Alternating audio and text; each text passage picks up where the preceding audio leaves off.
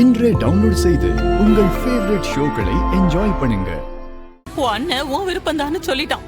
அப்புறம் என்னடி, பேசாம கிளம்பி வந்துரு, அப்படிதான் சொல்லுவேன்.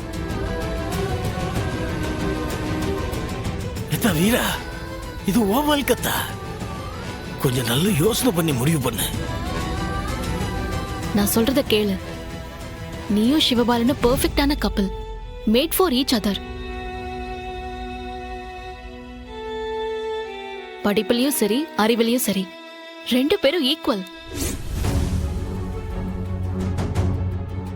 அவனோட நீ வாழ்ந்தா ரெண்டு பேருமே லைஃப்ல முன்னேறுவீங்க. கொஞ்சம் கேளுடி.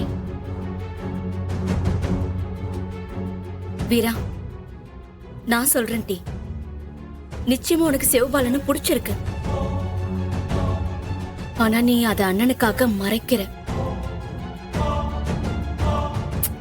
ஏட்டி, அண்ணனே உனக்கு பிடிச்சிருந்தா போன்னு சொல்லிடுச்சுல்ல, அப்புறம் என்ன டி? அத்தை கூப்பிடுதாவல, போ. நிறுத்துங்களே. வெறும்பையில கேட்டா இவளுக்கு விருப்பம் இருந்தா போட்டோன்னு சொல்லுவானா?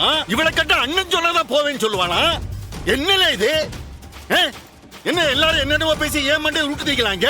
ஏங்க கொஞ்சம் பொறுமையா பேசி. என்ன தேடி பொறுமையா பேச சொல்லுத? எப்படி நாள் தான் நான் பொறுமையா இருப்பேன்? வீரா, அப்படி என்னடா இருக்கு இந்த பிச்சைக்கார வீட்டுல? துணி துவைக்க ஒரு மிஷின் இருக்கா, இல்ல வேத்தா போட ஒரு ஏசி இருக்கா?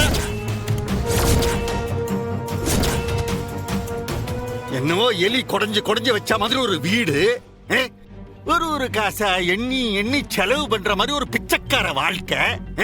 இப்படி இருக்க உனக்கு என்ன என் வீட்டுல வந்து வாழ நோகுதாக்கும்?